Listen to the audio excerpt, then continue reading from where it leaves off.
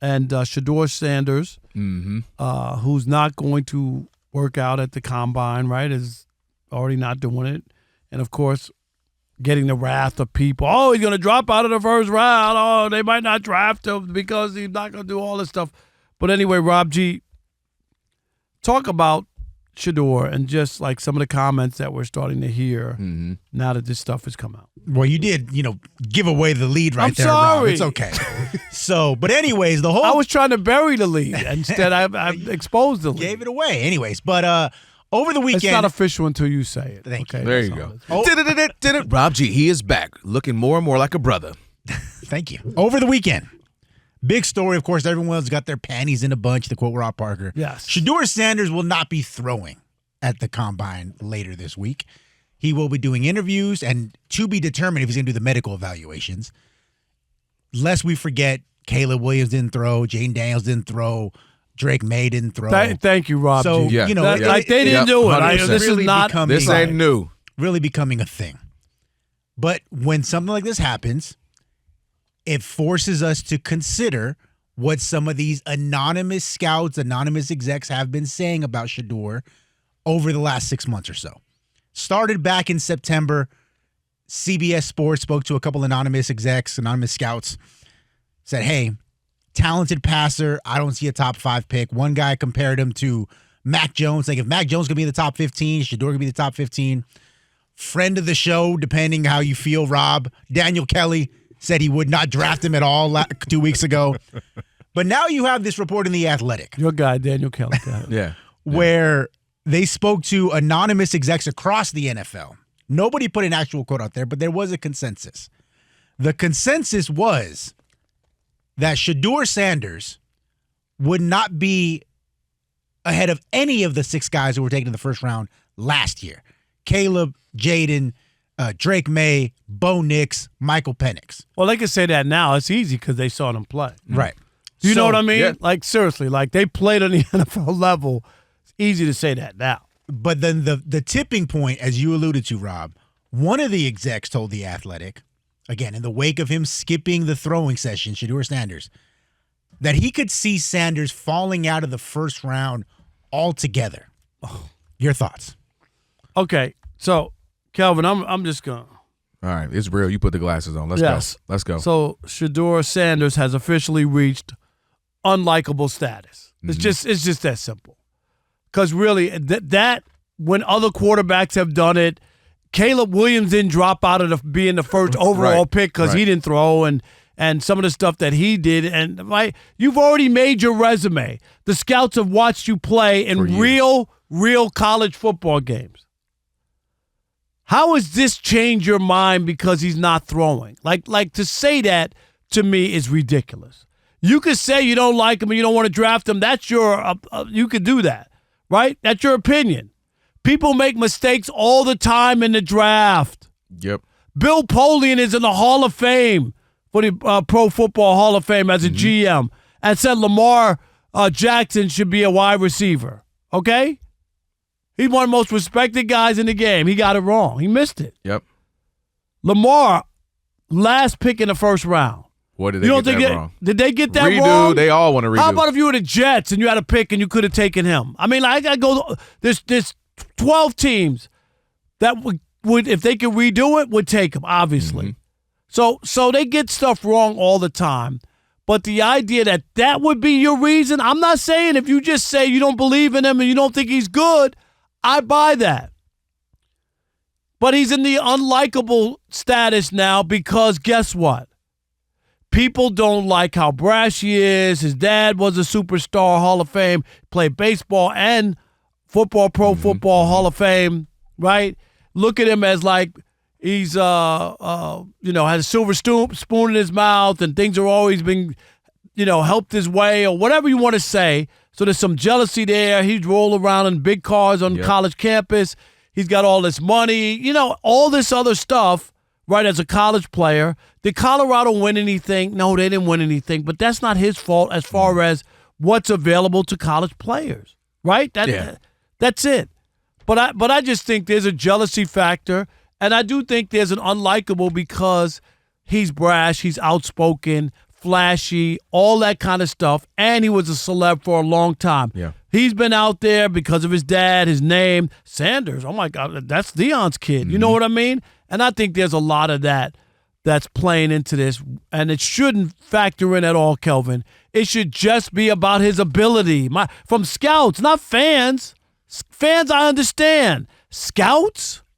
Yeah, first of all, if you're gonna say a lot of that, put your chest on it. Say it with your chest. Won't do that. If you're saying he shouldn't be in the first round, then say that. You're going against all the projections, not that we just have seen recently, but what we saw early, even in the season. So say it with your chest if you don't think he should be. If he's a chance he won't be picked in the first round, which is ludicrous. Now let's break a couple of things down, Rob. First of all, to say that he's not as good, he wouldn't go high if this were, if he were in last year's draft. Well, that's just a compliment to me to last year's draft. That doesn't have to be a disrespect to Shedeur saying he's not talented. That's a compliment. Jaden Daniels got his team to the NFC Championship. Bo Nix got his team to the playoffs.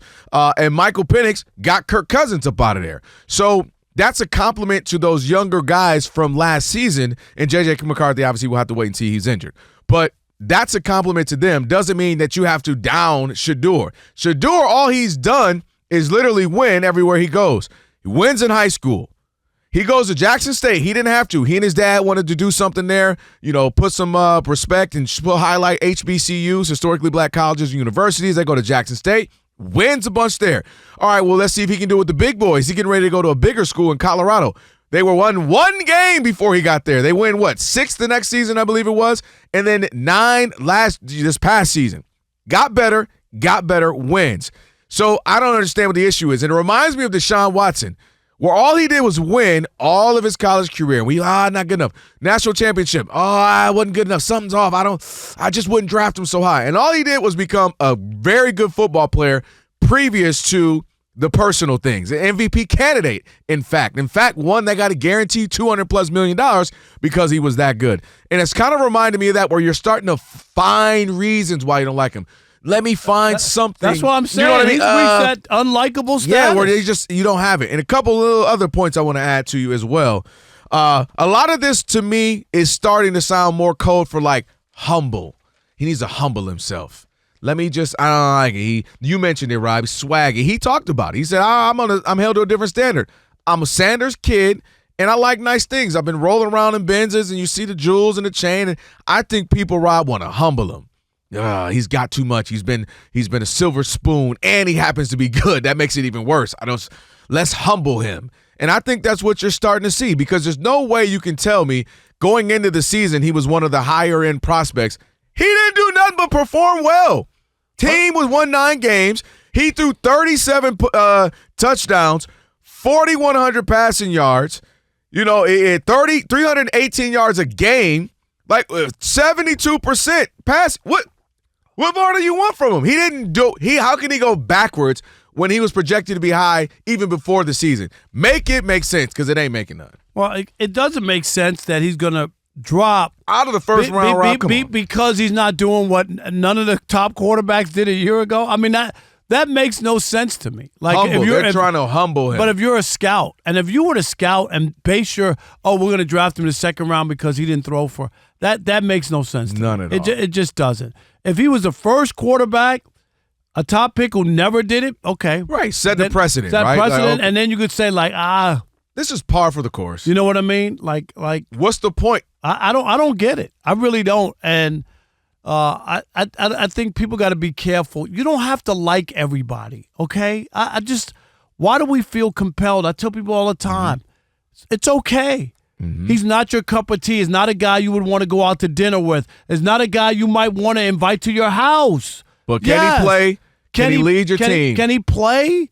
Like that, once you start getting into those things, that's how the Dave Browns and Daniel Jones, because you think he's a nice guy. Exactly.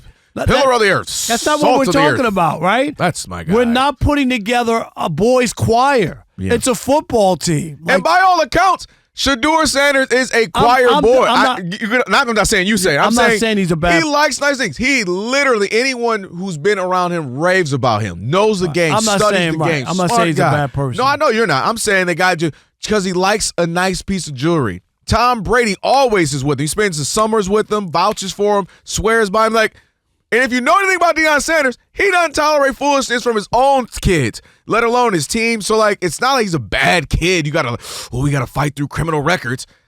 He likes a couple of nice things. Everything else studied up. He's not a single person has ever, talked about him not studying up, being prepared. He produces everywhere he's gone, done nothing but produce. That's all that matters. I'm sorry. Yeah. I mean, he might want to hang with Lil Wayne and you don't, but so what? If there's some other things, he's late to meetings, he's not prepared. Then I got it. Okay, yep. He's not serious about it. He's doing other things. He's not putting in the work. Then found out he not passing no classes or something. Yeah, like that's the stuff that I would be worried about. But just the way he carries himself, and maybe it's not your cup of tea, that makes no sense to me. Rob G, what you got? Just a question for you, because obviously it seems like you both are big Shedeur Sanders fans. And you don't think that, obviously I don't think anyone thinks that him not throwing at the combine should hurt his draft stock that's too all much. I'm saying. Go ahead. So if you're saying that Tom Brady vouched for him, that's true. As far as we know, he's a good student. His dad swears by him. Everybody swears by him. If I were to say, to play devil's advocate, do you have a problem with him flashing his watch to opposing fan bases like Baker Mayfield? You got a problem with him dissing the former teammates that they had sent to the transfer portal? Remember, that was a whole situation. Mm-hmm. Do you have a problem with him getting into a skirmish with an opposing water boy? Does that kind of stuff factor into the water had salt in it? Go ahead. So that's a question. Like, how much does Baker that Mayfield kind of stuff, got drafted first. So that's the question. You get what I'm saying? Like, everybody comes with something. Not even going to bring that up. But, yeah, people have something that happens. And if you're telling me it's competitive things, I flashed a watch. Ooh. I talked a little smack. Man, the best part about this is, Robs, is people always say these kind of things, and they'll be the same one who love the documentaries or those movies about true stories and all those guys were the same way. Oh, I love how come you don't think John Elway was talking big smack to an opposing team? You know what I mean? Like, you don't think Tom Brady, look at Tom Brady's always yelling at somebody. Like, so we have this thing, it's like a certain type of person I don't like that's doing the same thing that the other person's doing that I like. And it's just a natural human hypocrisy we all have. Yeah. That person doing the same thing. Someone else, like, they're into the game, locked in, that team of the cross, I don't like them, we talking smack, I'm waving a watch, he's doing his little thing, and we're going to go out there and compete. But I don't, by golly, he's a terrible kid. All right, we're having a conversation. Shedeur Sanders expected to skip and not throw at the combine, which you and I both addressed, is nothing new for the top picks and top quarterbacks. That's new. Caleb Williams didn't do it. Jaden Daniels didn't do it. I think both of them are going to be all right, especially, obviously, Jaden Daniels had a heck of a first year. So no real issue there. I feel like they're trying to humble him just because of all the braggadociousness, the swag, silver spoon. Maybe they think he's a spoiled kid, thinks too much of himself. And I think all these negative, he's going to fall out the first round. He's not going to be that. He's not going to be this. I feel like a lot of it has to do with that. I brought up Tom Brady, Rob, as somebody who would know, and that doesn't mean everything he says is foolproof, but he talks about him. He's praised. I would say God knows. Right. Athletes actually. No, for sure. But he's praised his work ethic, his determination, him, and as he mentors him. And I think the biggest thing for me is just every level we've seen him, he's produced. Like I said, in high school, he's one of the best players. Decides to go to Jackson State, could have gone anywhere, but goes with his dad, his pops, and goes there and they succeed. And they win the SWAC, which is, the Southwestern Athletic Conference. So it goes on, and then to Colorado, goes from 1 game to 6 games to 9 games. Like, to me, if I'm looking at this as a GM, I'm saying, okay, everywhere he goes, he's produced. He's played a bunch of college football, and so have the guys who've been successful. The Bo Nix, the Michael Penix, the Jaden Daniels, they all have a bunch of starts, more than the average starter. Back in the day, if you wouldn't start to your junior, senior year, you get 12, 15 starts. These guys are starting 30, 40, 45 games. He fits that mold. So to me, he's looking like he's going to be a successful quarterback. Now, I'm not going to Hall of Famer, but he's looking like someone who's going to have some success in this league, and I don't want to not pick him, especially for the first-round pick. Like, if you need a quarterback, what hurts you there to me? Get a quarterback if you need one of these teams who need one, but you see what you can develop. Right, but the history is that there are a lot of busts in quarterbacks. Even guys, right, Rob G., who have played well in college, who have gone on to the NFL as a different game and not fit in or not develop or not – right? Mm-hmm. I mean, the list is long. You know that. Of course. Ryan Leaf, probably one of the big ones, right? Who do you talk about all the time in Jacksonville? Yeah. You know what's interesting about those? I mean, Jamarcus Russell, Blake Bortles. Yeah, that was another one too.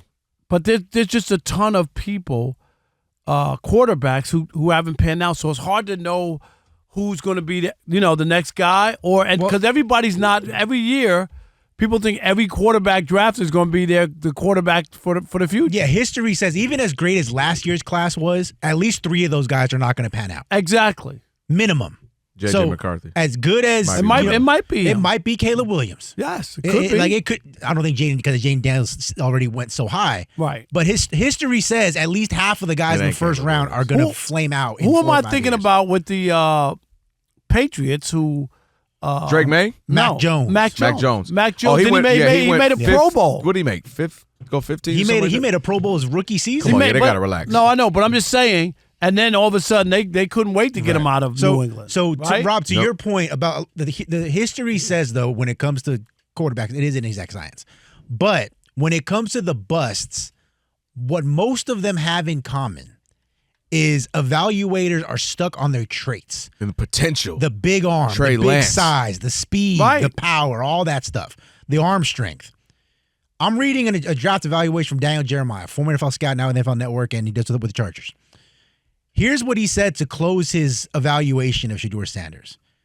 Shedeur Sanders doesn't have elite size, arm strength, or athleticism, but he can find success in an offense based on timing and ball placement. So that tells me he's not going to be overdrafted based on that, because he doesn't have the elite measurables that a Trey Lance or Ryan Leaf or whoever.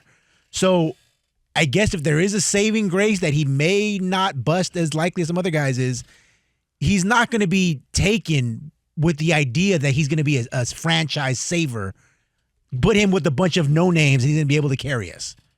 Yeah, he doesn't, to your point, he doesn't have those striking attributes, right? He's not Josh Allen, who, by all accounts was kind of a gamble in the sense that he wasn't like he went to this big school and where he was dominant. He was kind of Wyoming, and they're looking like he's just pure talent. And he wasn't great there either. Wasn't great there, but man, 6'6", huge, big arm, can run.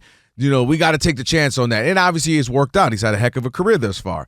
So what about Trevor Lawrence, who was supposedly can't miss, right? I mean, and he's had moments, but I would say I'm not a bust.